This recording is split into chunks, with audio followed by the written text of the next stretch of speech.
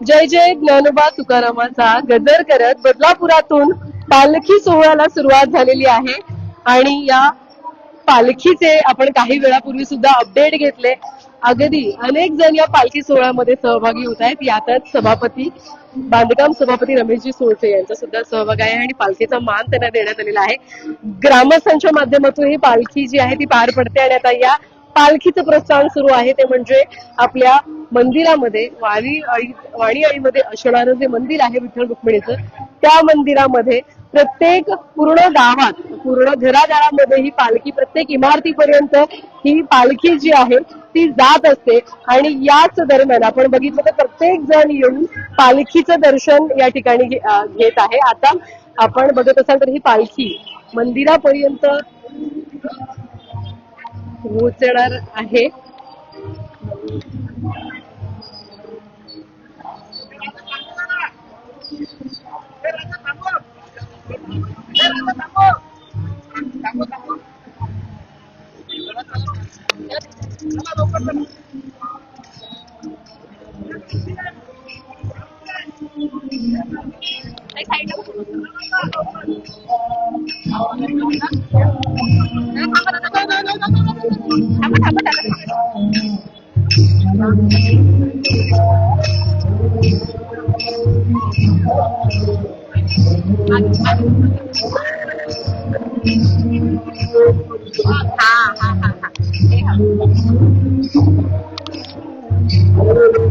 आपण बघत असाल तर आता या वारीमध्ये एकंदरीत महिला डोक्यावर तुळस ठेवून सहभागी झालेल्या आहे आणि रिंगण केलं जाणार आहे.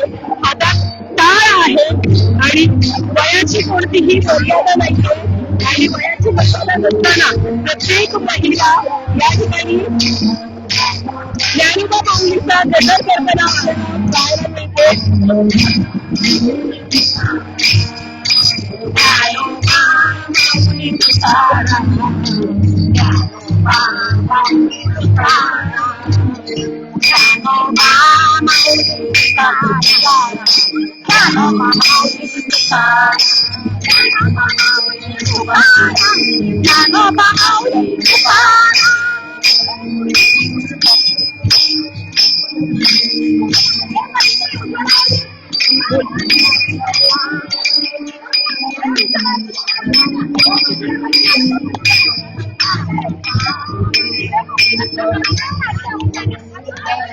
अर्थात विठ्ठल रुक्माई अगदी सुंदर दोन चिमुकले या ठिकाणी.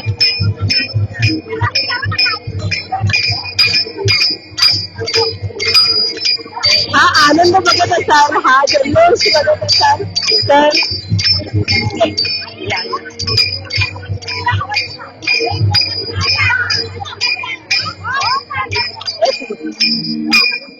अर्थात महिला बघत असाल तर फुगड्या या ठिकाणी घालतायत. आनंद हा असतो खर तर पालखीमध्ये हीच मजा असते, हाच आनंद असतो.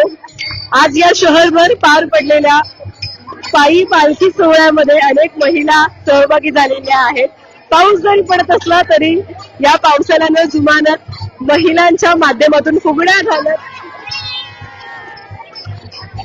मोठ्या जल्लोष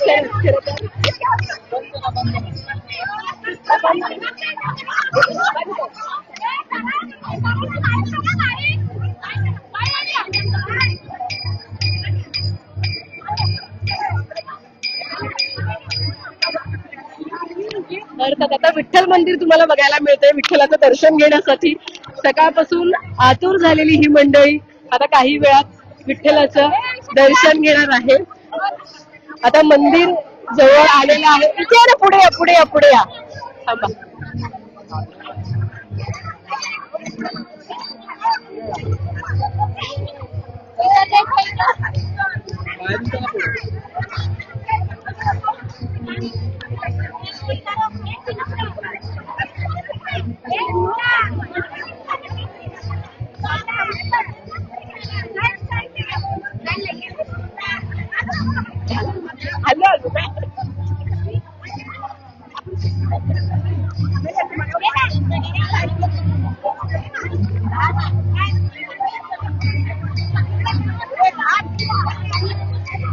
अर्थात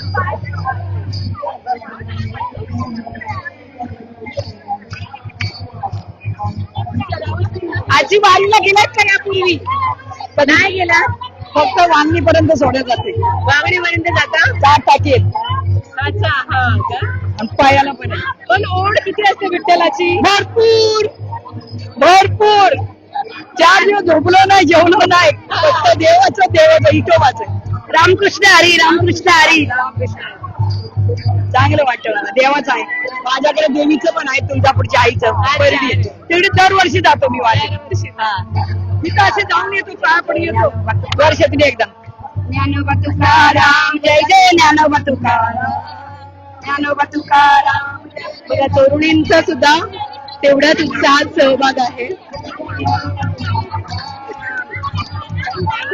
जय जय ज्ञानोबा.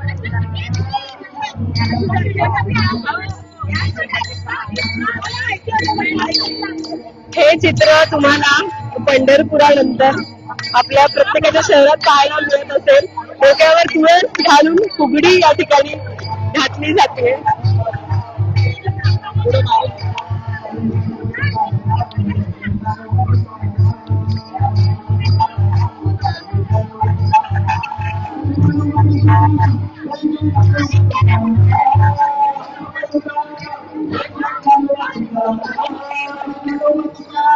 जसं जसं मंदिर जवळ येते तस तसं तुम्ही बघताय उत्साह आनंदात द्विगुणित होतोय.